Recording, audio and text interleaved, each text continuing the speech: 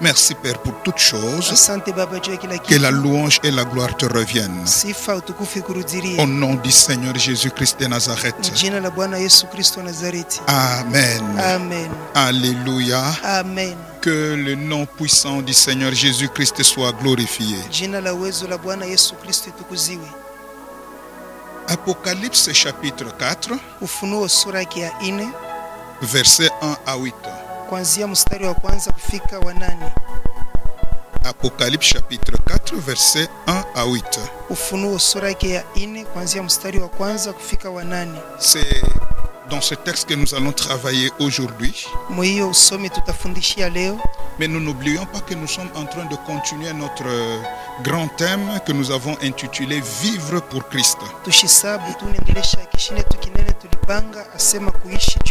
Et donc aujourd'hui nous passons à la troisième partie. Vivre pour Christ pour la troisième partie. Nous savons que nous sommes partis du livre de 2 Corinthiens chapitre 5, versets 13 à 15, où il nous a été déjà dit que si un seul est mort pour tous, c'est pour que tous ceux qui vivent ne vivent plus pour eux-mêmes, mais qu'ils vivent pour celui qui est mort et ressuscité pour eux. Et nous avons vu que, premièrement, vivre pour Christ, c'est vivre avec Christ. Deuxièmement, vivre pour Christ, c'est vivre par Christ. Et troisièmement, nous avons vu que vivre pour Christ, c'est vivre en Christ. Nous avons vu toutes ces choses depuis 2 dimanches déjà. Vivre en Christ selon les principes établis par la parole de Dieu. Et ce matin, nous allons passer à une autre dimension. La 4e dimension, c'est quoi vivre pour Christ? Nous lisons Apocalypse chapitre 4, versets 1 à 8. Je m'en vais lire pour tout le monde au nom puissant du Seigneur Jésus-Christ. Amen.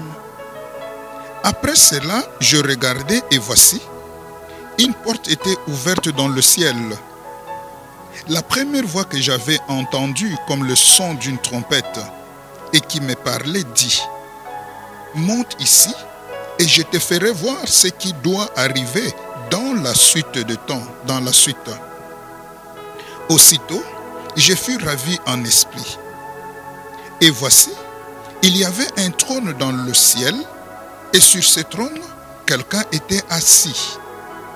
Celui qui était assis avait l'aspect d'une pierre de jaspe et de sardoine. Et le trône était environné d'un arc-en-ciel semblable à de l'émeraude. Autour du trône, j'ai vu 24 trônes. Et sur ces 24 vieillards assis, revêtus de vêtements blancs, et sur leur tête des couronnes pures. Du trône sortent des éclairs, des voix et des tonnerres. Devant le trône brûlent 7 lampes ardentes qui sont les 7 esprits de Dieu. Il y a encore devant le trône comme une mer de verre, semblable à du cristal. Au milieu du trône et autour du trône, il y a 4 êtres vivants remplis Dieu dedans, devant et derrière. Le premier être vivant est semblable à un lion. Le second être vivant est semblable à un veau. Le troisième être vivant a la face d'un homme. Et le quatrième être vivant est semblable à un aigle qui vole. Les 4 êtres vivants ont chacun 6 ailes. Et ils sont remplis Dieu tout autour et au-dedans. Et ils ne cessent de dire jour et nuit: Saint, Saint, Saint est le Seigneur Dieu, le Tout-Puissant, qui était, qui est et qui vient. Alléluia. Amen. Que l'Éternel ajoute une grande bénédiction à la lecture de sa parole. Amen. Amen, amen, amen. Amen. Comme nous venons de le dire, Vile tunatokea kuisema, nous sommes en train de travailler dans le thème vivre pour Christ. tunafundisha kishina kinasema kuishi juu ya Et Kristo. nous avons vu des principes. Tuliona makanuni, Nous passons maintenant à la 4e dimension. tuende sasa kwa hatua ya 4. Vivre pour Christ, Kuishi juu ya Kristo c'est vivre avec lui. ni kuishi naye, C'est aussi vivre par lui. tena ni kuishi kupitia yeye, C'était aussi vivre en lui. tena ni kuishi ndani yake. Maintenant, la 4e dimension que nous voulons développer, Hatua ya 4 tunataka kufundisha vivre pour Christ, kuishi juu ya Kristo c'est aussi vivre selon les lois de l'entourage du trône. ni kuishi kufuatana na masheria ya mazingira ya enzi. Vivre pour Christ, Kuishi juu ya Kristo c'est vivre selon les lois de l'entourage du trône. ni kuishi kufuatana na masheria ya mazingira ya enzi. Et cette dimension va nous amener à dégager au moins 6 ou 7 lois selon que le Seigneur nous aidera. Hiyo hatua itatusaidia kufundishia masheria 6 wala 7 kama vile Bwana itatujalia neema. Et nous allons comprendre à partir de ce texte Tutaelewa kuanzia usomi hii ce que l'apôtre Jean a vu après qu'il ait entendu la parole du Seigneur, la voix du Seigneur. kile mtume Yohane aliona baada ya kusikia sauti ya Bwana. L'apôtre Jean se trouve à l'île de Patmos Basi huyu mtume Yohane eko katika kisanga Patemo, et il entend une voix anasikia sauti qui lui dit monte ici. ikamwambia panda huku. Premièrement, il voit une fenêtre ouverte au ciel. Mbele anaona dirisha wazi mbinguni.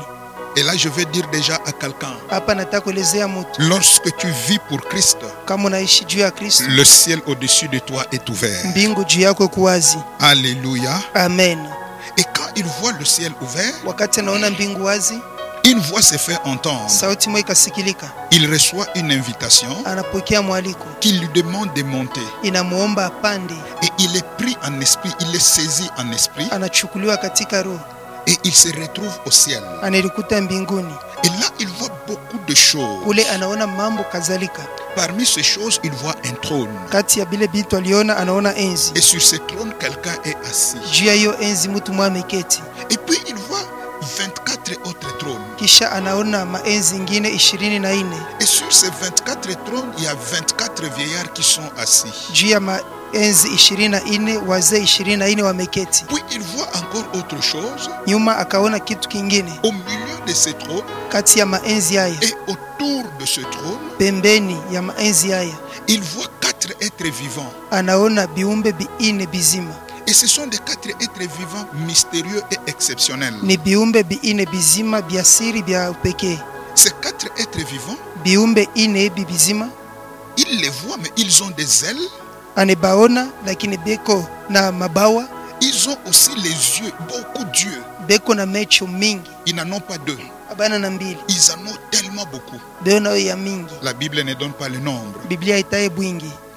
Mais ils ont les yeux à l'intérieur comme à l'extérieur. Beko na mecho na ndani na inje, Dedans comme dehors. ndani na inje.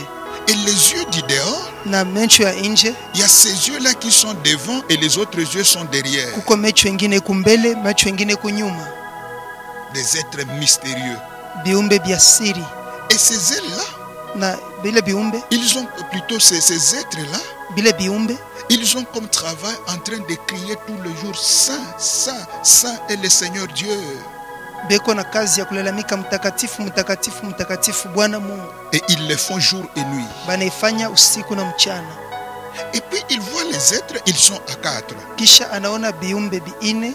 Le premier être est semblable à un lion. Wa kwanza eko kama simba, Le deuxième est semblable à un veau. wa pili anafanana na ngombe, Le troisième a la face d'un homme. wa tatu eo na uso ya mutu, Et le quatrième est semblable à un aigle en plein vol. wa 4 anafanana na tai mwenye kuna luka. Voici ce qui se trouve autour du trône de Dieu. Jo hiyo inapatikana pembeni ya enzi ya Mungu. 24 trônes avec 24 vieillards. Maenzi 24 na wazee 24. Cela va nous constituer encore une loi. hiyo itatusaidia sheria moja. Mais il voit aussi les 4 êtres vivants. Akaona tena biumbe biine bizima, Et tous ces 4 êtres vivants ont des caractéristiques particulières. na bila biumbe ibi biine bina alama yao ya upekee. Et les 4 êtres vivants, leurs caractéristiques vont encore constituer une loi.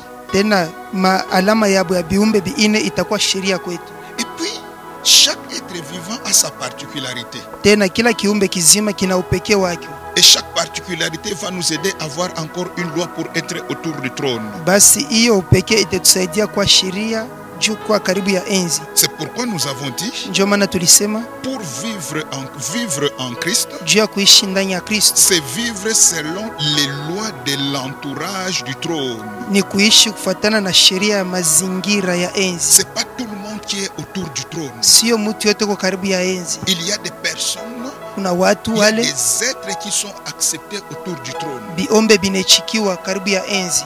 Et celui qui vit pour Christ, Mwenye anaishi juu ya Kristo c'est celui qui répond aux conditions des êtres autour du trône. ni ule anajibia kuyo makanuni ya biumbe karibu ya enzi. C'est vrai que la Bible commence par le 24 vieillards. Kweli Biblia inaanza na wazee 24.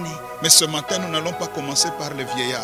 Asubuhi leo tutaanza na wazee. Nous verrons ça dans la suite du temps. Tutaiona nyuma wakati. Parce que cet enseignement, si Dieu le permet, nous le prendrons dans 3 dimanches ou 4 dimanches, selon que le Seigneur nous conduira. Maana hiyo mafundisho Mungu akipenda tutaenda nayo majuma 3 wala 4, Mungu akipenda. C'est pourquoi chacun qui nous suit, qui demeure connecté à cet enseignement. Ndio maana kila mwenye kutufuata abakie mushirika katika mafundisho Nous hii. les donnerons chaque dimanche. Tutaileta kila siku ya Mungu. Soyez donc connectés Basi mukuye katika et je ushirika crois que nasi. nous serons sérieusement bénis. Naamini hakika tutabarikiwa Notre tu. vie changera, Maisha yako itabadilika. notre manière de vivre pour Christ changera Namna yetu ya kuishi juu ya Kristo et itabadilika. même la manière de notre bénédiction changera. Hata namna ya baraka yetu itabadilika. Alléluia. Amen. Et quand nous voyons ces choses, Kama tunaona hii vitu, nous comprenons la première des choses. tunaelewa kitu kia kwanza. Nous voulons commencer par les 4 êtres vivants. Tunataka kwanza na biumbe biine bizima. La première chose que nous comprenons, Kitu kia kwanza tunaelewa ne peuvent être autour du trône benye banaweza kuwa karibu ya enzi que le être vivant, biumbe bizima uniquement les êtres vivants. peke biumbe bizima. Donc la première loi que nous évoquons déjà, Sheria ya kwanza tunataya celui qui veut vivre pour Christ, ula anataka kuishi juu ya Kristo. la première loi, Sheria ya kwanza, la loi de l'entourage du trône, sheria ya mazingira ya enzi c'est être parmi les êtres vivants. ni kuya kati ya biumbe bizima. Celui qui doit être autour du trône Mwenye anapasha kuwa karibu ya enzi doit être parmi les êtres vivants. lazima awe kati ya biumbe byenye ai. Nous avons vu Tuliona que si un est mort, kama moja anakufa, Jésus est mort pour tous, Yesu alifia wote afin que nous qui vivions, ili sisi que tunayoishi nous ne vivions plus pour nous-mêmes, tusiishi juu ya sisi mais que wenyewe, nous vivions pour celui qui est mort et qui est ressuscité pour nous. tuishi juu ya ule alikufa na kufufuliwa juu yetu. Donc déjà à ce niveau, Basi kwa hii hatua Jésus-Christ ne marche pas avec les morts. Yesu Kristo atembee na wafu. Lui-même l'a dit un jour aux pharisiens Ye moya siku moja alielezea Wafarisayo, que le Dieu de la Bible Mungu wa Biblia n'est pas le Dieu des morts, mais il est le Dieu des vivants. sio Mungu wa kufa ila wa wazima. C'est pourquoi Ndio maana en lui, Jésus-Christ, ndani yake Yesu nous avons la vie, tunaishi, le mouvement et l'être. tunakwenda na uhai wetu. En Jésus-Christ, il n'y a pas de mort. Ndani ya Yesu Kristo hamuna wafu. Jésus-Christ est le Dieu des vivants. Yesu Kristo ni Mungu wa wazima. C'est pourquoi je continue à confesser dans la vie de chacun Ndio pale naziri kukiri katika maisha ya kila mmoja, que tu vivras pour Jésus. utaishi juu ya Yesu, Tu seras toujours en vie. utakuwa paka tu uzima, Tes affaires seront toujours en vie. biashara byako bitaishi tu. Amen, amen, amen. Amen. La première loi, Sheria ya kwanza, pour se retrouver autour du trône, juu ya kulikuta karibu ya enzi, il faut être un être vivant. yafadhali kwa kiumbe kenye ai, Il faut être parmi les êtres vivants. yafadhali kwa kati ya viumbe vyenye ai. Autour du trône, on a vu 4 êtres vivants. vivants. Karibu ya enzi tuliona viumbe vyenye hai. Et nous savons que notre vie première, c'est avoir Jésus-Christ. Tuliona maisha yetu ya kwanza ni kuwa na Bwana Yesu Et Kristo. ces êtres-là sont tellement spéciaux, comme nous venions de le dire. Hii viumbe vya upekee sana vile tuliona, Ce sont des êtres mystérieux, ni viumbe vyenye siri, mais aussi des êtres exceptionnels. tena viumbe vya upekee. Ils ont des caractéristiques particulières. Bina maalama yao ya upekee. C'est pourquoi tout à l'heure, Ndio maana hapa sasa nous voulons voir les caractéristiques des êtres vivants. tuone maalama ya viumbe vyenye hai. Les caractéristiques de celui qui doit se retrouver autour du trône. Maalama ya ule anapasha kujikuta karibu ya enzi. Les caractéristiques de celui qui doit vivre pour Christ. Maalama ya ule anapasha kuishi juu ya Kristo. Première caractéristique, Alama ya kwanza, ces êtres vivants ont plusieurs yeux chacun.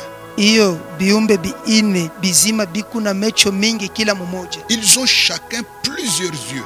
Kila mmoja eko na mecho mingi. C'est-à-dire quoi? Manake nini? Celui qui est semblable au lion a plusieurs yeux. Ule anafanana na simba ana macho mengi. Celui qui est semblable au veau a plusieurs yeux. Ule anafanana na ngombe ana macho mengi. Celui qui ressemble à l'homme, celui qui a la face de l'homme a plusieurs yeux. Ule anafanana na mutu, ule una uso ya mutu una mecho mengi. Celui qui ressemble à l'aigle en plein vol, plusieurs yeux. Mwenye anafanana na tai akiluka una mecho mengi. Des yeux à l'intérieur Mecho ndani, et les yeux à l'extérieur. mecho inje, Les yeux devant mecho mbele, et les yeux derrière. mecho nyuma. Amen, amen, amen. Amen. Or, nous savons Tunajua qu'avoir les yeux, kwa na mecho, Dieu a donné les yeux à l'homme Mungu alimpatia mtu mecho pour lui permettre de voir. ili msaidia aone. Cela veut dire quoi? Manake nini? Celui qui est autour du trône, Ule karibu ya enzi c'est quelqu'un qui doit avoir une vision. ni mtu ule anapasha kuwa na onyo. Alléluia. Amen. Et parce qu'il y a plusieurs yeux, Maana mecho ko mengi, l'apôtre Jean regroupe ses yeux en deux groupes. basi mtume Yohane anafanya hii mamecho makunji mbili. Le premier groupe, Kunji ya kwanza il montre les yeux qui sont dedans et les yeux qui sont dehors. anaonesha mecho ya ndani na mecho ya nje. Cela veut dire quoi? Hii ni kusema nini? Celui qui est autour du trône, Ule karibu ya enzi, ou celui qui doit être autour du ule trône, anapasha kuwa karibu ya enzi. celui qui veut vivre pour Christ, Ule anapenda kuishi juu ya Kristo, celui qui vit pour Christ, mwenye anaishi juu ya Kristo doit avoir une double vision. anapasha kuwa na onyo mara mbili. Un chrétien qui vit pour Christ, Mkristo ule anaishi juu ya Kristo c'est quelqu'un qui a une double vision. ni mtu uko na maonyo mara mbili, Une double vision de la vie. onyo mara mbili ya maisha. Il voit la vue extérieure, Anaona maisha ya nje, les yeux extérieurs. mecho ya nje Ce sont les yeux qui voient la situation du monde actuel. ni macho unaona hiyo mambo ya dunia sasa. Et les yeux intérieurs, Mecho ya ndani ce sont les yeux qui sont en train de voir l'avenir au-delà du monde. ni mecho kunaona maisha usoni, nyuma wala zaidi ya ulimwengu. Qu'est-ce que le Seigneur veut nous dire? Bwana anataka kutumanisha nini? Celui qui vit pour Christ, Mwenye anaishi juu ya Kristo c'est celui qui doit avoir la vision ni ule anapasha kuwa na onyo de sa vie sur cette terre, ya maisha yake duniani humu, mais en même temps, il a la vision de la vie éternelle. tena wakati moya moya eko na onyo ya uzima wa milele. Un être vivant autour du trône, Kiumbe kenye ai karibu ya enzi c'est celui qui a une vision ou qui a une double vision équilibrée. ni ule eko na onyo wala maonyo mbili ya ustarehe. Une double vision équilibrée. Maonyo namna mbili lakini ya ustarehe. C'est quelqu'un qui doit savoir, Ni mtu anapasha jue comme le Seigneur Jésus a répondu à Pierre, vile Bwana Yesu alimjibu Petro, nous devons avoir la vision pour le siècle présent. tuwe na onyo juu ya wakati wa sasa. Nous devons travailler pendant ce temps. Tunapasha tutumike wakati, Nous devons faire les affaires pendant ce temps. tufanye biashara mwi wakati, Nous devons évoluer pendant ce temps. tunapasha kuendelea mwi wakati. Mais au même moment, nous devons savoir Wakati mwamwa tujue que tout ce que nous faisons ici passera. yote tunafanya pitapita. Et nous devons aussi avoir la vision de la vie éternelle. Tunapasha kuwa na onyo ya uzima wa milele, Savoir clairement, kujua waziwazi, avoir les yeux dedans et dehors. kuwa na mecho ndani na nje. En un mot, ça veut dire quoi? Mkifupi ni kusema nini? Toujours te poser la question, Kujiuliza tu, quel est mon sort sur cette terre? maisha yangu duniani iko je, Et où est-ce que je passerai l'éternité? na maisha yangu ya milele itaipitishia wapi? Amen, amen, amen. Amen. Ça, c'est le premier bloc des yeux dedans et dehors. Hii ni nkunji ya kwanza ya mecho iko ndani na mecho iko nje. Mais ils ont aussi les yeux du dehors. Weko na mecho ya nje, C'est le deuxième bloc. hiyo ni nkunji ya pili. Les yeux du dehors, Mecho ya nje, ils sont devant, mais en même temps, il y a aussi des yeux qui sont derrière. hiyo mecho iko mbele, tena mecho iko nyuma. Qu'est-ce que le Seigneur nous enseigne? Bwana anatufundisha nini? Celui qui vit pour Christ, Ule anaishi juu ya Kristo, celui qui doit être autour du trône de Dieu, ule anapasha kuwa karibu ya enzi ya Mungu, c'est celui qui voit le devant, ni ule anaona mbele, c'est celui qui sait où est-ce que Dieu l'amène, ni ule anapasha kujua kwenye Mungu anampeleka. mais en même temps les yeux de derrière Tena wakati mwamua mechi ya lui nyuma permet toujours de se rappeler d'où Dieu l'a tiré. imsaidia akumbuke kwenye Mungu alimtosha, Avoir toujours une vision d'où Dieu m'a tiré. kwa na onyo ya kujua kwenye Mungu alimtosha. Cela veut dire quoi? Ni kusema nini? Un être vivant autour du trône, Kiumbe kenye ai karibu ya enzi c'est celui qui voit comment Dieu l'amène loin, ni ule wanaona vile Mungu anampeleka mbali, mais au même moment, wakati moya moya c'est quelqu'un qui comprend ni mtu anaelewa que même si j'ai voulu, hata anaendelea. je me souviens d'où Dieu m'a tiré. Nakumbuka kwenye Mungu alinitosha. Cela implique quoi?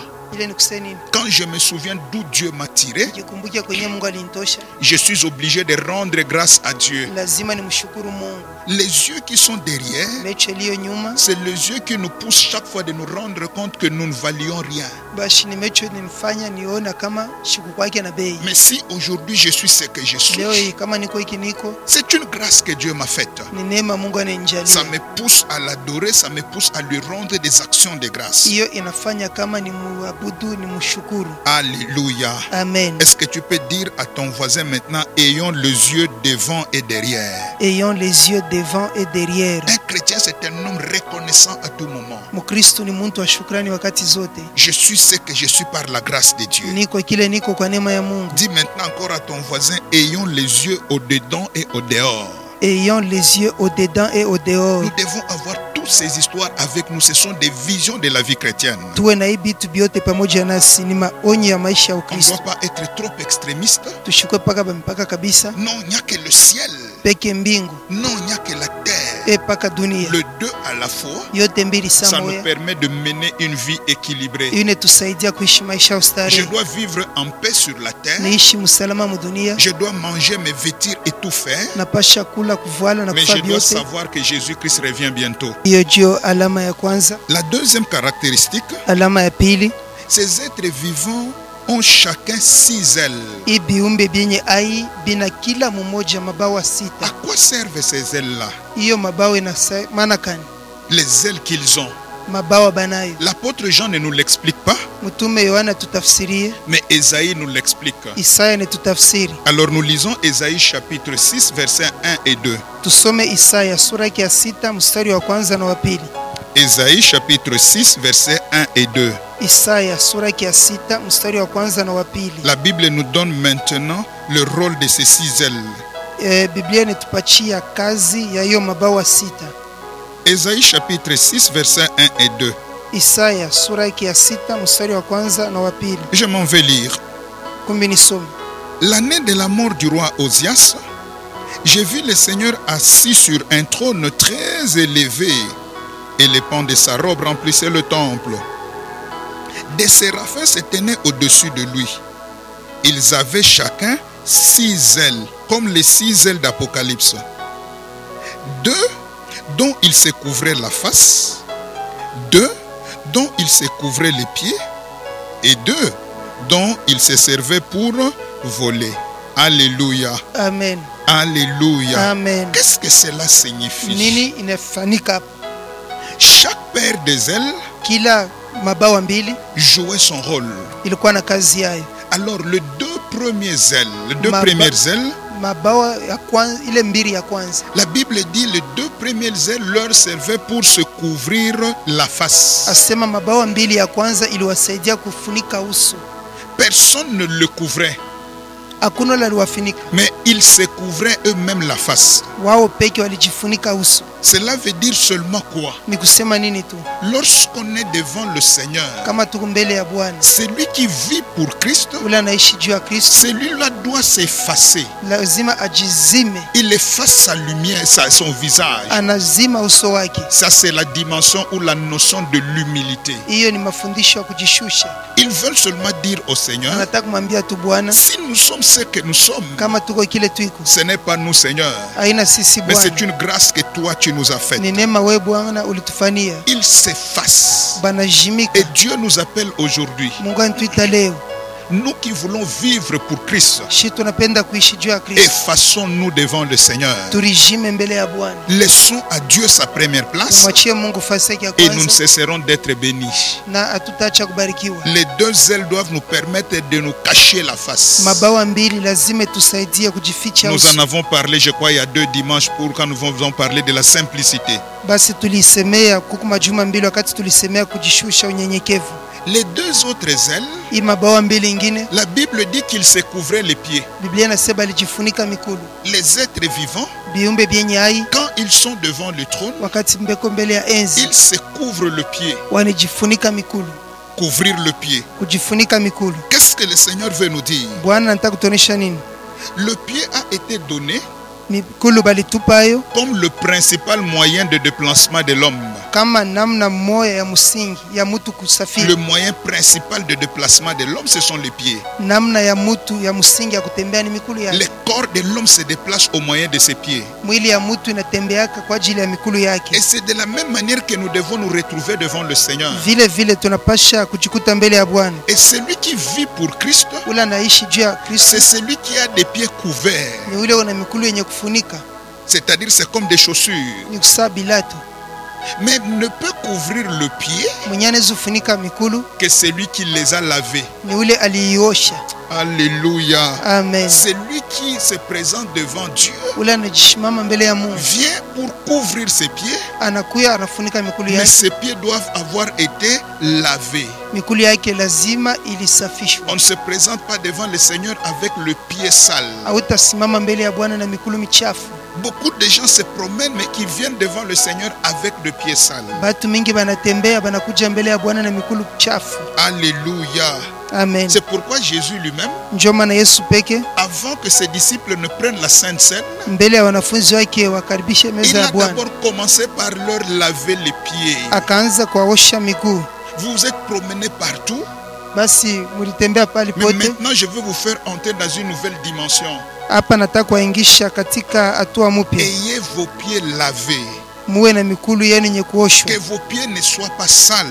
Basi mikulu yenu isikuwe Ne chafu. salissez plus vos pieds. Msichafule mikulu yenu tena. Alléluia. Amen. Un chrétien, Mkristo, un homme normal, mtu sawa, celui qui a Christ ule na Kristo, et qui vit pour Christ, ule anaishi juu ya Kristo, doit constamment avoir le pied lavé. mikulu yake lazima iwe paka yenye kuoshwa. Il ne doit plus salir ses pieds. Hawezi kuchafula mikuu yake. Et en un mot, qu'est-ce que le Seigneur veut nous dire? Mkifupi, Bwana anataka kutuambia nini? Les gens qui ont des pieds sales, Batu bena mikulu ya buchafu ce sont les gens qu'on retrouve dans la ni franc-maçonnerie. batu kutakuta muframasoneri. Les gens qui vont dans des maisons de Ngangankisi. Tubenenda manyumba banganga kisi. Les gens qui vont dans les maisons de fétiches. Ni batu benenda ku manyumba matawa. Les gens qui se retrouvent dans des boîtes de nuit ou dans des hôtels. Batu beo maboîte de nuit na mahoteli. Lorsque tu sors des principes de la parole de Dieu, Toke mu sheria kanuni ya Mungu, tes pieds deviendront sales. mikulu yako itakuwa chafu. Mais quand nous nous retrouvons devant le Seigneur, Kama tunalikuta mbele ya Bwana, nous devons faire un effort pour avoir les pieds lavés tufanye nguvu tuwe na mikulu yenye et kuoshwa nous devons le couvrir na tuifunike. pour dire à Dieu, Jua kumwambia nos Mungu, pieds à nous n'iront plus se salir. mikulu yetu haitaenda kuchafuliwa Tels tena, qu'ils sont devant toi, maana iko mbele yako, ils ne se saliront plus jamais. haitachafuliwa tena. Alléluia. Amen. Et pour comprendre cela, Jua kuelewa hiyo, nous levons dans Cantique des Cantiques chapitre 5 le verset 3. tutaiona katika wimbo wa Solomoni sura yake ya 5 mstari wa 3. Cantique des Cantiques chapitre 5 le verset 3. Wimbo wa Solomoni sura yake ya 5 mstari wa 3. Voici ce que dit la Bible de Salomon Oneni est kile- en train de dire.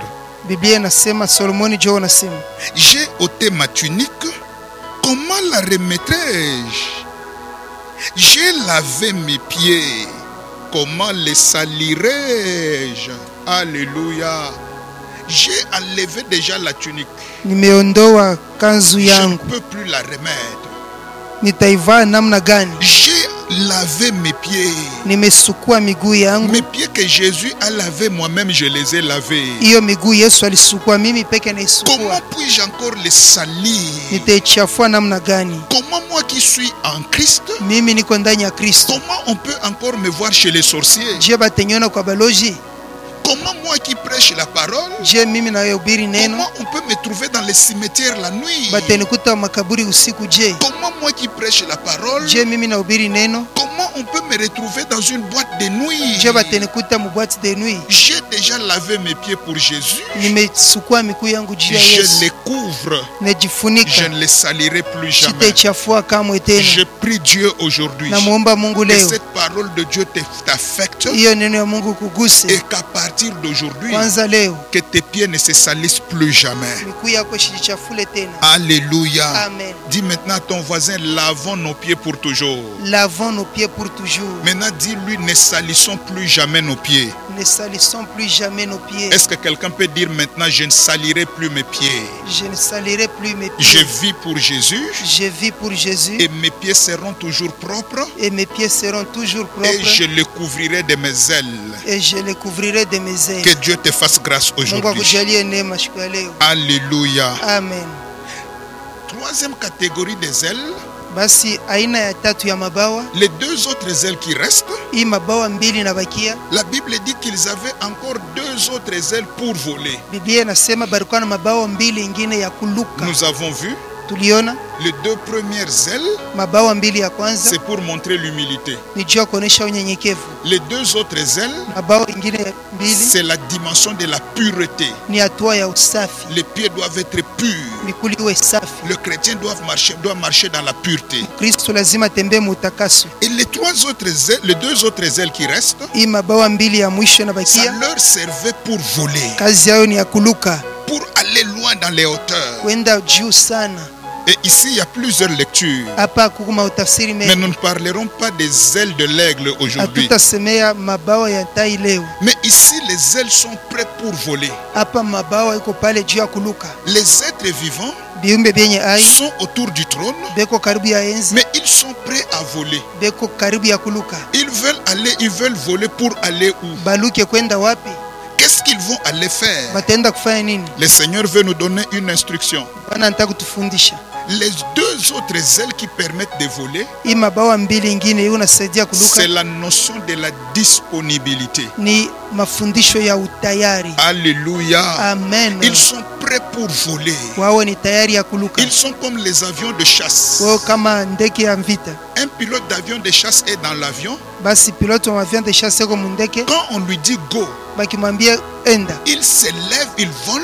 anasimama analuka, Il ne connaît même pas la direction, les instructions, il les prendra dans les airs. ashijua hata kwenyewe nenda bila kwa kwenda batamonesha muewa. Celui qui vit pour Christ Ule anaishi ndani ya est Kristo, caractérisé par la disponibilité. alama yake ni utayari. La vie chrétienne est une vie de disponibilité. Maisha ya Kristo ni maisha ya utayari. Aujourd'hui, les chrétiens ne sont pas prêts à servir Dieu. Leo bakristo bana tayari ya kutumikia Mungu. Les gens se posent des questions. Comment je ne suis pas béni? Batu bene juliza, je As-tu shibarikiwe? deux vols pour voler à tout moment? Je una mabawa mbili ya kuluka wakati Mais yote? aujourd'hui, le Seigneur est en train de chercher des hommes et des femmes Leo Bwana anatafuta wanaume na wanawake ayant des ailes prêtes à voler. weko na mabawa tayari ya kuluka. Et les gens dans la Bible qui ont eu des ailes Batu mu Biblia bana mabawa pour leur permettre de voler. jua kuwasaidia waruke. Nous voyons par exemple notre père dans la foi Abraham. Tunaona baba yetu muimani Abrahamu, Lorsque Dieu appelle Abraham, wakati Mungu anamwita Abrahamu, il appelle Abraham. anamwita Abrahamu. Abraham avec ses deux ailes vient et dit,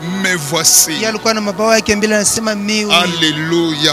Amen. Je suis disponible. niko tayari, Je suis disposé à faire tout ce que tu veux. niko tayari ya kufanya kyote unasema. Et même Esaïe, Hata Isaya Dieu lui pose la question. Mungu Non, anamuuliza, Dieu se pose la question. Mungu anijiuliza, Qui enverrai? nitatuma nani? Qui marchera pour nous? Nani atakwenda juu yetu? Esaïe vient avec ses deux ailes. Isaya anakuwa na mabawa yake mbili, Me voici. niye huyu, Je suis dispo. mimi ni tayari. Peuple de Dieu, Taifa ya Mungu, celui qui vit pour Christ, ule anaishi juu ya Kristo, nous le constatons par la disponibilité permanente. tunaiona kupitia utayari wa wakati wote. Il est là à tout moment pour servir Dieu. Eko pale wakati wote kutumikia Il n'est Mungu. pas un homme ou une femme d'excuse à tout moment. Ana mtu mwanaume mwanamke wa Mais kuomba l'œuvre usamaha de wakati Dieu wote. devient sa première priorité. Kazi ya Mungu inakuwa kitu kenye anapenda La cha nuit kwanza. comme le jour, je sers Dieu. Usiku hata mchana namtumikia Mungu. Pourquoi je dois le faire? Kwa nini Il y a nitaifanya? une promesse du Seigneur Jésus. Kuna ahadi ya Bwana Yesu, Celui qui me sert, mwenye le anayelitumikia Père l'honorera. Baba atamheshimu. J'annonce à quelqu'un ce matin, Namtangazia mtu toi qui asubuhi, sers Dieu avec toute disponibilité, wewe unatumikia Mungu na la utayari, saison est venue. wakati unakuja, Dieu va t'honorer. Mungu atakuheshimu. J'ai dit Dieu va t'honorer. Nase Mungu atakuheshimu. Dieu va honorer ton Mungu travail. ataheshimu kazi yako. Dieu va honorer ta famille. Mungu ataheshimu jamaa Dieu yako. va honorer tes enfants. Mungu ataheshimu wana wako. Dieu va honorer tout ce qui est en Mungu toi, ataheshimu yote kuyako, car tu es prêt pour voler. maana wewe ni tayari ya kuluka. Est-ce que tu peux dire après moi devant le Seigneur, mais voici Seigneur avec mes ailes. Me voici Seigneur avec mes ailes. Je veux vivre pour Christ Je vais vivre pour et Christ. je vais voler pour Christ. Et je vais voler pour Christ. Que Dieu t'accorde cette grâce. Mungu akupatie hiyo neema. Alléluia. Amen. Troisième caractéristique Alama ya tatu des êtres vivants, ya viumbe vyenye hai, ce sont des êtres vivants. ni viumbe vyenye hai, Ils ont des yeux, vina macho, ils ont les ailes, beko na mabawa. mais aussi ces êtres vivants, Tena viumbe vyenye hai tous les jours ils crient. kila siku analalamika, Saint, Saint, Mtakatifu, Saint est mtakatifu. le Seigneur Dieu, mtakatifu ni Bwana Mungu le Tout-Puissant. mwenye uwezo yote. Qu'est-ce que le Seigneur veut dire? Bwana anataka kusema nini? Celui qui vit pour Christ, Ule anaishi juu ya Kristo, celui qui est dans la loi de l'entourage du trône, ule kwa msheria ya mazingira ya ne enzi, peut être admis autour du trône mwenye anaweza kukubaliwa karibu ya enzi que celui qui est un véritable adorateur. pekee, mwabudu wa kweli. Alléluia. Amen. Alléluia. Amen. La Bible dit, Biblia inasema, Jésus dit, Yesu anasema l'heure vient, saa inakuja, l'heure est déjà même venue. saa inaisha kuja, Ça ne sera ni à Jérusalem, haitakuwa ku Yerusalemu ni à cette montagne wala kumulima hii que nous adorerons le Père. tutamwabudu Baba. Mais cette heure qui est venue, Saa inakuja c'est l'heure où nous adorons le Père en esprit et en vérité. ni saa tunamwabudu Baba katika roho na Et ukweli. ce sont ces adorateurs que le Père recherche. Njo bale baabudu Baba anatafuta. Celui qui vit pour Christ, Ule anaishi juu ya Kristo, c'est un adorateur jour et nuit. yeye ni mwabudu usiku hata mchana, Quelqu'un qui adore Dieu en toutes circonstances. mtu mwenye anabudu Mungu mwajira Que yote, je sois dans le malheur, niwe muole, que je manque, que j'ai de l'argent ou que j'en manque, nikose wala nikuwe que naye, j'ai des enfants ou que j'en manque, niwe na watoto wala niwakose, que j'ai du travail ou que j'en niwe na manque, kazi wala nikose, mais parce que je suis autour du trône, juu ni karibu ya enzi, j'adore le Seigneur, na mwabudu Bwana, je loue le Seigneur, nasifu Bwana, je lui dis qu'il est saint. namweleza wewe ni Et mtakatifu. pendant que tu adores Dieu, Pale unamwabudu un Mungu, miracle arrive dans ta vie. muujiza mwe nafika maisha yako. Peuple de Dieu, Taifa ya Mungu, pendant ce temps de confinement, mwe wakati ya lockdown, si tu es autour du trône, kama ukaribu ya enzi, même dans ta maison, hata mnyumba yako adore le Seigneur, utalala na Bwana, glorifie le Seigneur tukuza Bwana, et le miracle arrivera dans ta na vie. miujiza itafika maishani Oh, mwako. dis à ton voisin, soyons des adorateurs. Soyons les adorateurs. Dis-lui, autour du trône, adorons le Seigneur. Autour du trône, adorons le Seigneur. Oh, dis encore à quelqu'un, malgré le confinement, adorons le Seigneur. Malgré le confinement, adorons le Seigneur. J'ai lu sur France 24, Niliona ku France 24, quelqu'un a écrit sur son balcon, mtu anaandika pa balkoni yake, vous nous avez confinés, mais vous n'avez pas confiné notre colère.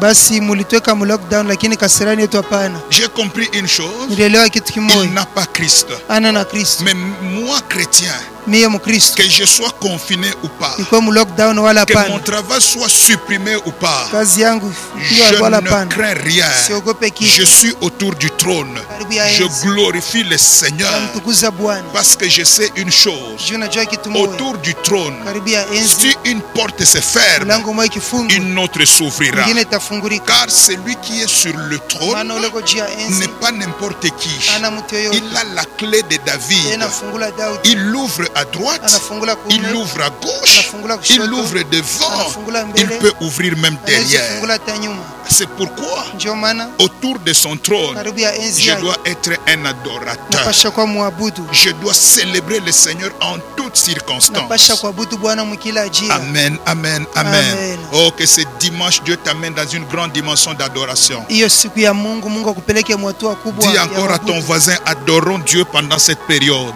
Adorons Dieu pendant cette période. Alléluia. Amen. Ça c'est la première loi pour être autour du trône. Hiyo ni sheria ya kwanza juu ya kuwa karibu ya enzi. Il faut être parmi les êtres vivants. Lazima uwe kati ya viumbe vyenye hai. Il faut être un être vivant. Inapasha kuwa kiumbe kenye hai. Et l'être vivant avec ses trois grandes caractéristiques. Basi huyu kiumbe kenye hai na malama yake tatu: Plusieurs yeux, macho mengi, dedans et dehors, nje na ndani, devant et derrière. mbele na nyuma, Avoir 6 ailes, kuwa na mabawa 6, couvrir la face, kujifunika uso, couvrir le pied kufunika mikulu et voler avec. na kuluka nayo, Et aussi être un adorateur. tena kwa muabudu, Crier jour et nuit, kuomba usiku na mchana. Saint, Saint, Saint est l'Éternel. Mtakatifu, mtakatifu, Voilà mtakatifu quelqu'un Bwana. qui vit pour Christ. Huyo ndio mtu anaishi juu ya Voilà Kristo. la première loi avec laquelle nous sommes autour du trône. Hiyo ni sheria ya kwanza tuko nayo karibu mbele ya enzi. Deuxième loi Sheria ya pili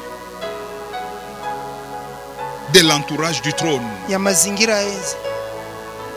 Nous travaillons maintenant avec les êtres vivants. Tutumike sasa na viumbe vyenye hai. Comprenons que autour du trône, ce sont les êtres vivants. Tuelewe sasa karibu ya enzi ni viumbe vyenye hai. Mais ce n'est pas tous les êtres créés par Dieu qu'on a pris. Aina viumbe vyote Mungu aliumba balibeba. Ici, parmi les êtres vivants, Hapa kati ya viumbe vyenye hai il n'y a pas de boucs.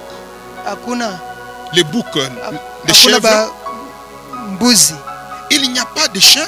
hakuna baimbwa, Pourtant, ce sont aussi des êtres créés. japo ni viumbe viliumbiwa, Mais on a sélectionné seulement 4 êtres vivants. bali chakula tu viumbe vyenye Il hai. n'y a pas viini. d'hirondelle. Hakuna kambimbi, Il n'y a pas d'épervier. hakuna epervier, Mais on a seulement sélectionné 4 êtres vivants. bana chakula tu viumbe viine vyenye. Qu'est-ce que le Seigneur veut dire? Bwana anataka Chaque être vivant a son explication. kila kiumbe kenye hai kina utafsiri wake. Celui qui vit pour Christ, Kila naishi juu ya Kristo c'est quelqu'un qui comprend ce qu'il doit ni faire. mtu anaelewa kenye anapasha kufanya. Alors chaque être vivant parmi les 4, Kila kiumbe kenye hai kati ya comme nous waine l'avions dit, constitue aussi une loi. tulisema nayo inafanya sheria. Alors la deuxième loi, Sheria ya pili c'est nous prenons maintenant la loi qui est conforme au lion. tubebe sasa sheria yenye kufanana na simba. Deuxième loi de l'entourage du trône, Sheria ya pili ya mazingira ya enzi, pour se retrouver autour du trône du Christ, kuta karibu ya enzi ya Kristo, pour vivre pour Christ, juu ya kuishi juu ya Kristo, il faut être semblable à un lion. yafadhali kufanana na simba. Alléluia. Amen. Semblable à qui? À un lion. Na simba. Alléluia. Amen. Amen, amen, amen. Amen. Et la Bible nous renseigne Biblia inatuonesha que le lion, c'est le héros des animaux. basi simba ndiye mbingwa wa wanyama. Le lion, c'est le roi des animaux. Simba ndiye mfalme wa wanyama. Lisons ce texte. Tuisome usomi Proverbe chapitre 30, verset 30. Mezali sura yake ya 13 mstari wa 13. Nous allons travailler seulement les lions aujourd'hui. Leo tutafundisha tu wa simba Et dimanche prochain, nous prendrons les autres êtres vivants. na siku ya Mungu ijayo tutabeba ba viumbe vingine vyenye hai. Proverbe 30, 30. Mezali sura yake ya 13 mstari wake wa 13. Voici ce que dit la Bible. Kwa nini kile Biblia inasema? Le lion, héros des animaux, ne recule devant qui que ce soit. Alléluia. Il ne recule devant qui que ce soit. Qui que Ajiepushi ce na soit. nyama yoyote. Le lion ne recule jamais. Alléluia. Amen. Amen, amen, amen. Amen. Le lion symbolise la puissance, l'autorité et la force. Basi simba ana maana ya mamlaka, uwezo na udari. Le lion, Simba, l'autorité, mamlaka, la puissance et la uwezo force. hata nguvu. Alors, c'est quoi être autour du trône comme un lion? Basi kuwa karibu ya enzi kama simba ina maana karibu C'est avoir les attitudes du lion. ni kuwa na mifano wala tabia ya simba. Le lion a des attitudes particulières. Simba ana matabia ya Et upekee. nous prenons seulement 2 attitudes avant de Bebe terminer. tu matabia mbili na kumaliza. Première attitude du lion, Tabia ya kwanza ya simba, l'attitude de celui qui vit pour Christ. tabia ya ule anaishi juu ya Kristo. L'attitude de celui qui est autour du trône, Tabia ya ule karibu ya enzi, c'est la détermination. jipana. Alléluia. Amen. La détermination. Kujipana. La Bible dit que les lions ne reculent devant quoi que ce soit. Biblia inasema wala simba ajiepushi na yoyote. Il ne bouge pas, il ne rentre jamais en arrière. Ajiepushi arudi nyuma Il kama. n'abandonne jamais. Ye aachake kama. La vie chrétienne, Maisha ya Ukristo c'est une vie de détermination. ni maisha ya kujipana. Tu veux réussir dans la vie, Unataka ufanikiwe sois maisha, déterminé. ujipane. Celui qui vaut pour Christ, Ule anaishi juu ya Kristo c'est quelqu'un qui est déterminé à aller jusqu'au bout comme Jésus. ni mtu anajipana kwenda mbele kama Yesu, Aller jusqu'au bout comme Jésus. kwenda mbele kama Yesu.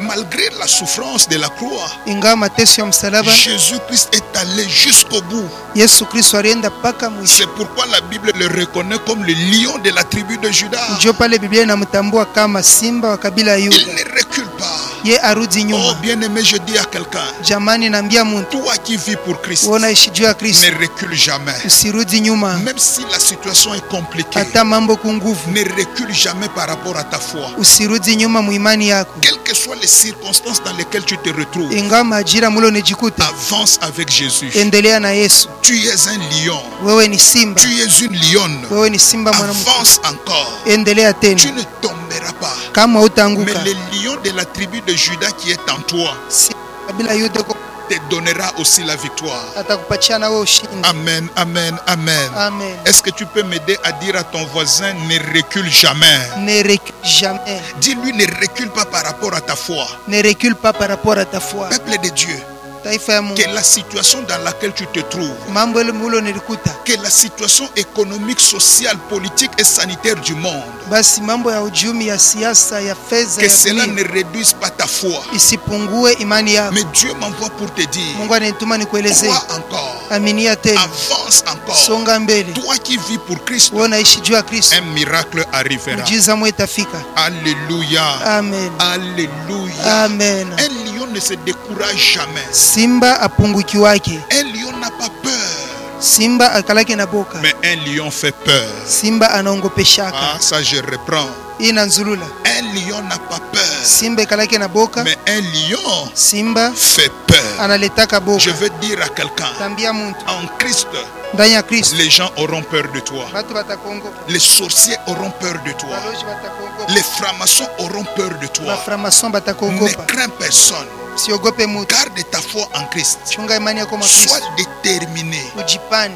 Tu veux aller à l'église quand on va nous lever le confinement. Unapenda kwenda kanisa kama lockdown, Rentre déterminé de voir la gloire de Dieu. rudia na kujipana, one utukufu ya Mungu. Amen, amen, amen. Amen. Aide-moi à dire à ton voisin, soyons déterminés. Soyons déterminés, Dis encore à ton voisin, ne reculons plus jamais. ne reculons plus jamais. Vous avez pris la décision de prier à la maison. Muliamua kuomba nyumbani, Vous avez pris la décision de partager la parole de Dieu à la maison. muliamua kugawa neno ya Mungu nyumbani, Vous avez fait de votre maison la synagogue de Dieu. mulifanya nyumba yenu sinagogi ya Ne Mungu. reculez plus jamais. Ushirudi nyuma tena, Restez déterminés jusqu'à ce que Jésus reviendra. mubaki penye kujipana mpaka Yesu anakuja. Même quand on va réouvrir les églises, Hata makanisa banaifungua, nous allons dans nos églises. tunaenda makanisa La yetu, nuit, notre maison demeure la synagogue de l'Éternel.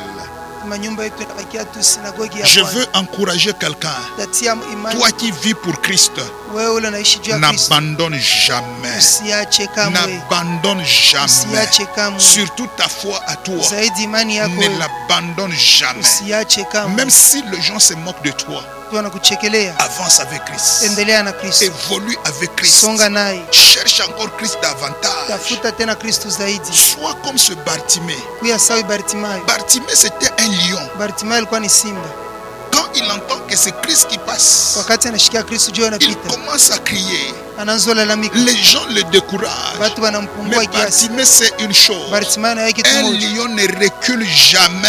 simba arudi yake Même si nyuma, vous vous moquez de moi, hata mninichekelea, même si vous racontez du n'importe quoi, hata mnasema je nini ne mnataka, lâcherai pas. Il mishitaacha. a commencé à crier plus fort. Akanzolalamika nguvu Pendant zaidi, qu'on se moque de toi, pale bena kuchekelea, lève-toi encore plus fort. panda shimama nguvu Pendant tena, que la situation semble compliquée, pale mambo yanaonekana kwa fais nguvu, monter encore ta foi. pandisha imani yako Et le tena, miracle na mujiza arrivera. itafika. Je dis le miracle Mimi nasema mujiza arrivera. itafika. Alléluia. Amen. Alléluia. Amen. Est-ce que quelqu'un peut dire je n'abandonnerai jamais? Je n'abandonnerai jamais. Non, dis encore après moi, je suis un lion. Je suis un lion.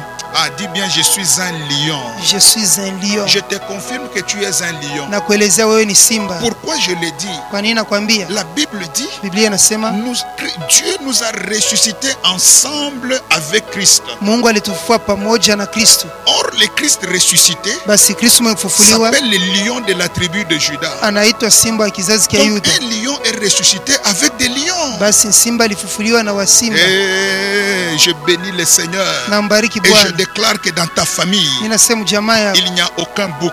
hakuna hata moyo. Dans ta famille, Jamaa il yako n'y a aucune chèvre. hamuna mbuzi. Dans ta famille, Jamaa yako il n'y a aucun canard. hamuna mbata. Mais tel que vous êtes là, Vile mko pale tous vous êtes des lions. mwebote ni basimba. Alors avancez. Basi muendeleeni. Amen, amen, amen. Amen. Celui qui vit pour Christ, Ula anaishi juu ya Kristo c'est quelqu'un qui est déterminé à réussir. ni mtu anayepambana ili afanikiwe. Alléluia. Amen. Alléluia. Amen. Amen, amen, amen. Amen. Amen, amen, amen. Amen. Et lorsque les lions avancent, Wakati simba anasonga mbele, lorsque le lion est déterminé, wakati simba anajipana, il n'est pas déterminé au hasard. ajipane kwa bure, Il est déterminé à cause de sa deuxième attitude. anajipana juu ya tabia yake ya pili. Et la deuxième attitude du Tabia lion ya pili ya simba qui permet que le lion ne fait qu'avancer. inafanya simba songe mbele. Deuxième attitude, Tabia ya pili, le lion a l'esprit de triomphe. basi simba anakalana na roho ya ushindi, L'esprit de triomphe. roho ya ushindi, L'esprit de triomphe. roho ya ushindi. Quand le lion commence à poursuivre, Kama simba anazofuata il se dit ndio unasema jusqu'à ce que je vais l'abattre. mpaka nipate. Le lion est très sûr Simba que anahakikisha quand il poursuit une gazelle, kama anafuata nkasha, le lion connaît sa vitesse. simba anayua mbio yake, Et il sait qu'aucun animal ne court plus vite que lui. anayua kuna nyama anakimbiaka mbio Alors kuliko il yeye. avance avec une assurance. Basi anakimbia na hakikisho, Sur mon chemin, munjia yangu même si ça prend 10 ans, hata nabeba miaka même 10, si ça prend 3 ans, hata miaka 3, même si ça prend 4 hata mois, miezi 4, fin de fin, mwisho yote je triompherai. nitashinda. Voilà pourquoi le lion est déterminé, Njo pale simba anajipana, parce qu'il marche avec l'esprit de triomphe. maana anatembea na roho ya Et je ushindi. veux dire à quelqu'un, Tambia muntu en Christ, ndani ya tu Kristo es déjà plus que vainqueur. uko zaidi ya mshindaji. C'est pourquoi tu ne dois jamais lâcher, Njo maana usiache kamwe. mais en Christ, Ndani ya Kristo marche avec l'esprit de triomphe. tembea na roho ya ushindi. Oh, dis après moi, toujours triompher en Christ. Toujours triompher en Christ. C'est pas moi qui le dis. Aina mimi naisema. Lisons ce dernier texte Tusome usomi wa mwisho et nous allons prier avec ce texte. na tutaomba na usomi. 2 Corinthiens chapitre 2, Wa Korinto wa pili sura ya pili versets 14 à 16. mstari wa 14 kufika 16. Nous connaissons ce texte. Tunajua usomi, Nous l'avons déjà beaucoup enseigné. tulishaifundishia vya mingi. 2 Corinthiens chapitre 2, Wa Korinto wa pili sura ya pili versets 14 à 16. mstari wa 14 kufika Voici 16. ce que Paul donne comme assurance aux Corinthiens. Onene ile Paulo analeta kama hakikisho kwa Je Korinto. m'en vais lire au nom de Jésus. Hebu nisome kwa jina la Yesu. Grâce soit rendue à Dieu qui nous fait toujours triompher en Christ. Alléluia. Et qui répand par nous en tout lieu l'odeur de sa connaissance. Nous sommes en effet pour Dieu la bonne odeur de Christ, parmi ceux qui sont sauvés et parmi ceux qui périssent. Aux uns, une odeur de mort donnant la mort, aux autres, une odeur de vie donnant la vie. Et qui est suffisant pour ces choses? Je réponds, ceux qui vivent pour Christ. Alléluia. Amen. Grâce soit rendue à Dieu Asante kwa Mungu qui nous fait toujours triompher en Christ. anayotushindisha katika Kristo. L'apôtre Paul est en train de faire voir Mtume Paulo anaonesha que quiconque est en Christ, kila mwenye kwa ndani ya Kristo Dieu le fait toujours triompher. Mungu anafanya ashinde tu. Quiconque est en Christ, Kwa ndani ya Kristo quiconque vit pour Christ, kila mwenye anaishi juu ya Kristo Dieu le fait toujours triompher. Mungu anamfanya ashinde Dieu le fait triompher combien de fois? toujours. Toujours. Alléluia. Combien de jours? Toujours. Combien d'années? Toujours. Combien de siècles? Toujours. Et réponds-moi, toi tu vas vaincre combien d'années? Toujours. Alléluia.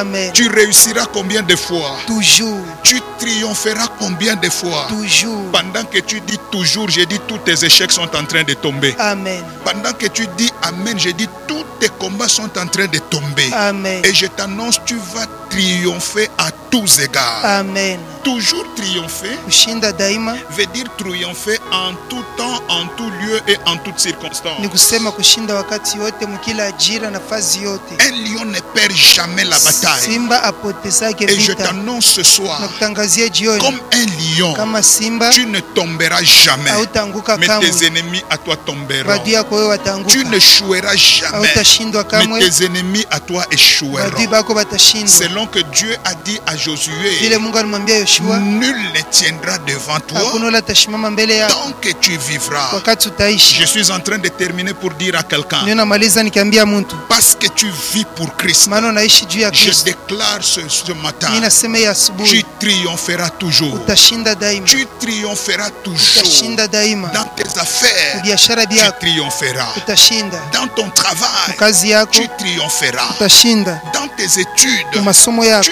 triompheras. utashinda. Dans ton ministère, Huduma yako tu triompheras. utashinda. Dans tous tes projets. Mipango yako Oh, yote. je dis à quelqu'un, Nambia je mtu ne te vois pas échouer cette année. shikone kushindwa mwaka Malgré huu. tout ce que tu vois, Nga yote je dis unaona, après le confinement, na sasa baada tu ya seras le lockdown premier à célébrer l'Éternel. utakuwa wa kwanza Car kumshukuru tu seras Bwana, parmi ceux qui maana triompheront. utakuwa kati ya bale batashinda. Oh, que quelqu'un dise toujours triompher en Christ. Toujours triompher en Non, Christ. dis avec assurance, moi Gérard Kambembo, Moi Hervé Madi, toujours triompher en Christ. toujours triompher en Je Christ. dis à quelqu'un, même quand tu dormiras en triomphant. Bashi nambia mtu hata wakati utalala utalala Quand tu te mkushinda. réveilleras, tu te réveilleras en triomphant. Utalamuka mukulamuka mukushinda. Pourquoi?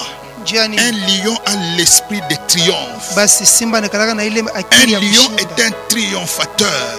Hiyo simba ni mshindaji. Et l'apôtre Jean nous dit, Mtume Yohana anatuambia tout ce qui est né de Dieu yote nazaliwa na Mungu triomphe du monde. inashinda dunia. Et la victoire qui triomphe du monde, Ushindi unashinda dunia c'est notre foi. ni imani yetu. Que les hommes et les femmes de foi triomphent encore. Banaume banamke ba imani bashinde Triomphez tena. partout où vous allez. Mshinde pali pote Triomphez mtaenda. dans vos entreprises. Mshinde makampuni yetu. Triomphez partout. Mshinde mali yote. Toi qui vis pour Christ, Wanaishi juu ya Kristo tu triompheras. utashinda. Alléluia. Amen. Alléluia. Amen. Les échecs sont terminés. Kushindwa kunapotea. Malgré les échecs que tu as commis, Ingawa que tu as kushindwa connus, ulipata, malgré les déceptions connues, ingawa kukosoa ulipitia, aujourd'hui, leo Dieu va te faire une grâce particulière. Mungu atakufanyia neema upekee. Pendant que nous allons maintenant prier, Pale tutaomba sasa, Dieu va nous faire grâce. Mungu atatujalia Dieu neema. va nous accorder la grâce de toujours triompher. Mungu atatupatia neema ya kushinda daima. Bien-aimé, Pendo je t'annonce, na kutangazia, toi qui vis pour Christ, unaishi juu ya tu Kristo vas triompher. utashinda tu. Tes enfants vont triompher. Wana wako watashinda, Ton mari comme ta femme va triompher. mume mke wako watashinda. Tu n'auras plus d'échecs Hautakuwa na car kushindwa, tu es en Christ, maana uko ndani ya Kristo, tu es autour du trône uko karibu ya et enzi, tu es appelé à vivre la victoire. unaitwa kuishi ushindi. Alléluia. Amen. Nous fermons nos carnets et nos Bibles. Tufunge makaratasi na Nous mabiblia voulons yetu. maintenant prier le Seigneur. Tunataka kuomba Bwana sasa. Nous voulons prier le Seigneur. Tunataka kumuomba Bwana sasa. Bien-aimé, si toi tu n'as pas Christ, Mpendwa, kama ona na Kristo, l'occasion t'est donnée à le recevoir, wakati hiyo ya kumpokea, afin que Dieu te donne ses ailes et que tu les exploites. ili Mungu akupatie bidii yake na uitumikie. Que Dieu te donne tous les 6 ailes Mungu akupatie mabawa yote pour que sita, tu puisses bien les exploiter. uitumikishe mzuri. Que Dieu te donne des yeux capables Mungu akupatie macho ile de naweza voir loin dans ta vie. uone mbali maisha yako. Que Dieu illumine même les yeux de ton cœur, Mungu angazia hata macho ya moyo comme wako. Paul le dit aux Éphésiens. Paulo anaambia wa Efeso, Et que Dieu te rende capable na Mungu akuwezeshe d'être un adorateur jour et nuit. uwe mwabudu usiku na mchana. Et maintenant, Sasa hapa pour nous qui sommes autour du trône, shi tu karibia enzi, pour nous qui vivons pour Christ, kwa shia tunaishi juu ya nous Kristo. allons dire à Dieu maintenant, Tumwambie Mungu Seigneur, sasa, fais-nous triompher. Bwana tusaidie kushinda. Bien-aimé, je ne sais pas dans quelle situation tu te trouves, Penda sijue ni mwali mais tu vas demander la grâce de Dieu, taomba neema ya Mungu, la grâce de triomphe, neema ya kushinda, la grâce de toujours triompher, neema ya kushinda daima. même pendant cette pandémie. Hata mwi wakati Que wa magonjwa Dieu te ya fasse msimu. triompher. Mungu akusaidie ushindi. Que Dieu fasse triompher ta vie. Mungu afanye maisha yako Que shindi. Dieu fasse triompher tes affaires. Mungu afanye biashara yako Que Dieu bishindi. fasse triompher ton ministère. Mungu afanye huduma yako De là où ishinde. tu es, alléluia, commence à élever ta voix. Panza sauti yako. De là où tu es, Mahali ulipo. commence à crier vers Dieu. Anza mlilia Mungu. Dis à Dieu, Mwambie Mungu. le moment est venu. Wakati unakuja. Je vis pour Christ, oh Dieu. Naishi juu ya Kristo. Je vis pour Jésus. Naishi juu ya Yesu. Père, Baba. je suis autour du trône. Karibu ya enzi. Maintenant, Seigneur, Sasa Bwana. je t'en supplie. Nakusihi. Fais-moi triompher. Fanya Alléluia. nishinde. Fais-moi toujours triompher. Fanya Hey, nishinde. Yabaste. Donne-moi cette grâce Nipe hiyo neema. que je triomphe Nishinde. tout le temps qui me reste sur la terre. Wakati wote ninibakia Que je dunia. sois un Niwe triomphateur. mshindaji. Que je sois un Niwe triomphateur. mshindaji. Seigneur, tu as fait de moi un lion. Bwana ulinifanya Comme simba. les lions de la tribu de Juda. Kama simba kabila Yuda. Accorde-moi la victoire. Unipe ushindi. Comme Jésus a vaincu Satan. Vile Yesu alimshinda Que shetani. je puisse vaincre mes ennemis. Nishinde wadui wangu. Que je puisse vaincre les liens familiaux. Nishinde vifungo wa Que je jamaa. puisse triompher de la malédiction de ma famille. Nishinde laana ya jamaa. Oh yangu. Seigneur, Eh, Bwana. fais-moi triompher Fanya nishinde. de tous les échecs que j'ai connus. Kushinda kote Je nilipitia. t'en supplie, Seigneur, Nakusihi Bwana. fais triompher mon Fanya ministère. huduma yangu Fais ishinde. triompher mes études. Fanya masomo yangu ishinde. Mon Dieu, mon roi, Mungu na mfalme fais wangu. triompher mes enfants. Fanya wana wangu washinde. Oh Dieu, Mungu. oh Dieu, Mungu. oh Dieu, Mungu. où irai-je encore? Niende wapi Je tena? veux voir mes ennemis Napenda kuona tomber. wadui wangu Mais moi kuanguka. triompher Na mimi éternel. kushinda Bwana. Fais-moi triompher de cette pandémie. Fanya nishinde magonjwa. Seigneur, je veux voir le triomphe. Bwana nataka kuona Là ushindi. où les autres meurent, Pale pengine que wanakufa. personne de ma famille ne meure. Muntu wa mjamangu asife. Là où les autres tombent, Pale pengine que banaanguka. personne de ma famille ne tombe. Muntu wa mjamangu Mais asife. Seigneur, fais-nous triompher. Bwana, Rakabasheke fanya yokoroboro santa. Fais-nous triompher, éternel. Fanya tushinde Fais Bwana. triompher mes enfants. Fanya wana wangu Fais washinde. triompher mes parents. Fanya wazazi wangu Fais washinde. triompher, Seigneur, ma femme et mon Fanya mari. mke wangu, mume wangu Je washinde. veux voir le triomphe. Nataka kuona ushindi. Seigneur, je te prie. Bwana Fais nakuomba. triompher le peuple de Dieu de la présence de Dieu. Fanya taifa mwepo wa Mungu ishinde. Fais triompher quiconque est en train de suivre ce message. Fanya kila mtu anafuata Mon hii Dieu, kipindi mon ashinde. roi, Mfalme que na Mungu quiconque wangu. vit pour Christ Kila mtu anaishi puisse kwa Kristo. être toujours dans le triomphe. Aishi ushindi. Tu as dit dans ta parole, Ulisema maneno yako. nul ne tiendra devant toi tant que tu vivras. Hakuna atashimama mbele yako Que kama mes unaishi. ennemis tombent, Wadui wangu que waanguke. mes adversaires échouent, Watesi wangu que washindwe. les complots sataniques tombent. Mashauri ya shetani Bien-aimé, shinde. tu as un projet de mariage, Penda una mipango ya tu as ndoa. un projet de Una voyage, mipango ya safari. tu as un projet des Una affaires. mipango ya Que biashara. tous ces plans de ténèbres tombent au devant de toi. Mipango yote ya shetani Que anguke tes mbele yako. ennemis tombent. Wadui wako Mais que waanguke. toi tu triomphes de tes ennemis. Wewe ushinde wadui Il y a wako. des ennemis que tu connais, il y a d'autres que tu ne connais Kuna pas. wadui unajua na wengine Mais hujui. dis à Dieu, Mwelezee Mungu, fais-moi triompher. fanya nishinde. Alléluia. Il y a une grande grâce qui t'accompagne dans ta maison. Uko neema kubwa Il y a inakushindikiza une nyumbani grande mwako. grâce de triomphe qui commence dans ta vie. Uko neema kubwa ya ushindi Tout inaanza ce qui maisha était yako. bloqué est débloqué. Yote ilifungwa na Car funguliwa. autour du trône, Maana karibu ya enzi tu es plus que vainqueur. uko zaidi ya mshindaji. Tu es plus que Uko vainqueur. zaidi ya Au mshindaji. nom du Seigneur Jésus. Jina la Bwana Yesu. Au nom puissant du Seigneur Jésus. Jina la uwezo la Merci Bwana Yesu. Seigneur pour ce moment béni. Bwana ichike wakati ya kubariki. Continue à bénir ton peuple. Tuzidi kubariki watu wako. Ouvre nos cœurs à vivre dans l'entourage du trône. Fungula mioyo yetu ishi mu Et mazingira ya permets-nous enzi. de comprendre ta parole dans la profondeur. Na utusaidie kuishi neno Merci kwa- pour cette grâce qui coule dans nos familles. Asante juu ya neema inavyoa Car majamaa nous yetu. sommes en train de triompher en Christ. Maana katika Kristo sisi tunashinda. Au nom puissant du Seigneur Jésus. Mu jina la uwezo la Bwana Nous Yesu. t'avons ainsi prié avec le Saint-Esprit. Tunaomba hivi na Roho Mtakatifu. Amen. Amen. Que Dieu vous bénisse abondamment. Mungu awabariki kwa utele. Et n'oublions pas, Tushisabu. nous Tushisabu. continuons encore avec le dimanche prochain. Tutaendelesha siku ya Mungu ijayo. Connectons-nous encore davantage. Na tujiungane tena Nous kwa allons voir zaidi. chaque élément Tutaona kila qui kipindi constitue une loi. inakuwa na Il sheria. nous reste encore 3 êtres vivants, Kuna tubakiria viumbe vitatu ainsi que vizima. les vieillards. Tena na wazee. Dieu va nous faire grâce, nous allons comprendre ces choses. Mungu atajalia neema tutaelewa hivi. Et Dieu vous bénisse encore abondamment. Mungu awabariki tena nini kwa uteli. Amen. Amen. Voilà, nos programmes continuent et continueront encore. Mais nous restons connectés. Les séquences qu'on envoie, ne laissez pas pour vous-même. Il y a des séquences de prière, il y a des séquences de paroles. Toutes ces choses, ayons l'habitude de le faire au lieu de partager du n'importe quoi. Faisons ce qui peut sauver des âmes et Jésus ne manquera pas de nous bénir. Et quand vous êtes en train de suivre, ayez l'habitude soit de partager, soit d'aimer, soit de commenter. Que Dieu vous bénisse.